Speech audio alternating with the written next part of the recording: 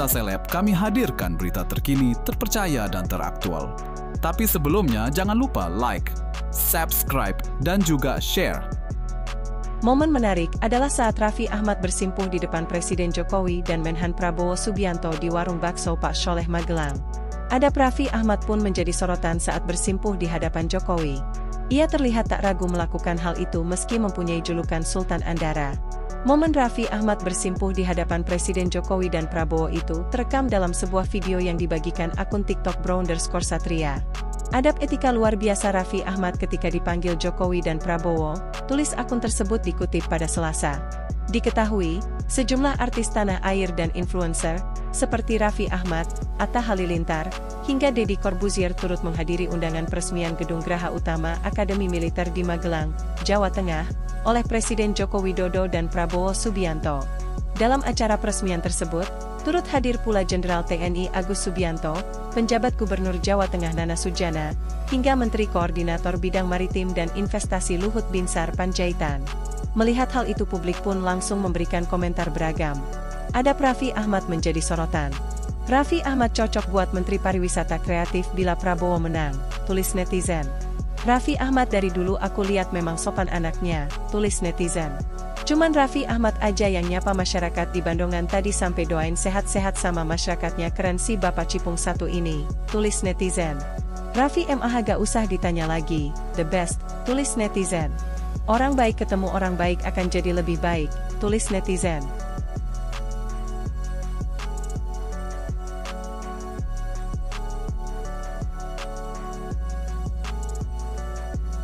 Berita selanjutnya, tapi sebelum lanjut, jangan lupa klik tombol subscribe, like, dan komen.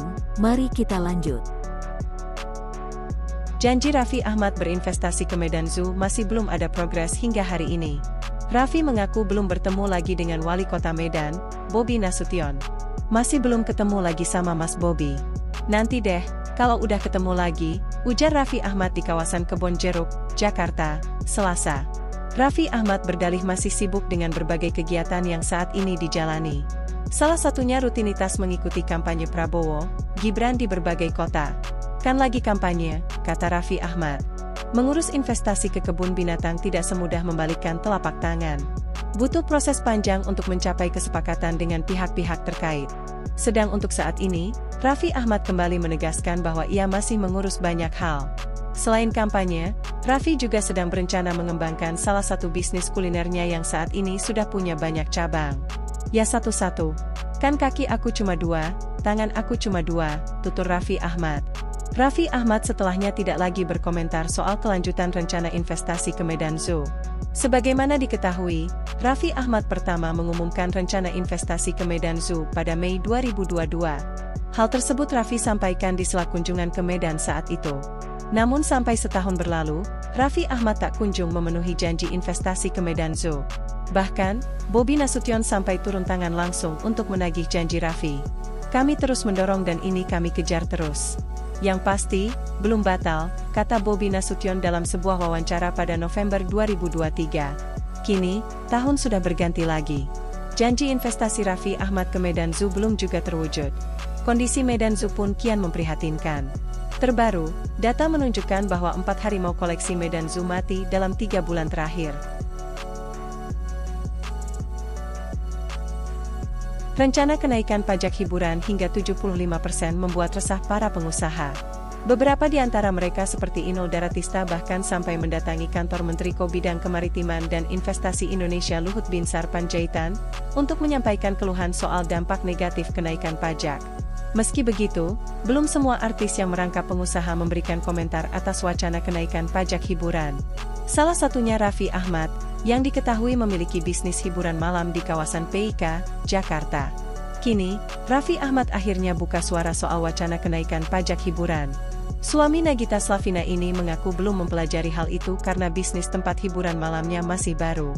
Sebenarnya bisnis hiburan itu aku baru ada satu sih, jadi aku belum terlalu memahami, ujar Raffi Ahmad, ditemui di kawasan Kebon Jeruk, Jakarta Barat, Selasa, 30 Januari 2024. Hanya saja, Raffi Ahmad berharap agar kenaikan pajak hiburan tidak memberatkan para pengusaha.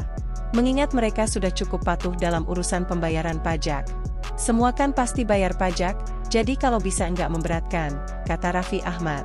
Raffi Ahmad masih percaya bahwa setiap kebijakan yang ditetapkan pemerintah tidak akan memberatkan masyarakat.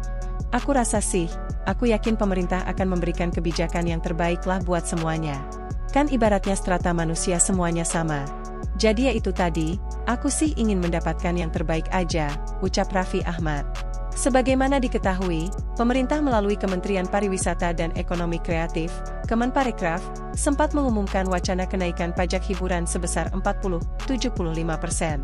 Mereka yang dikenakan pajak tersebut adalah para pelaku bisnis hiburan seperti spa, klub malam hingga rumah karaoke.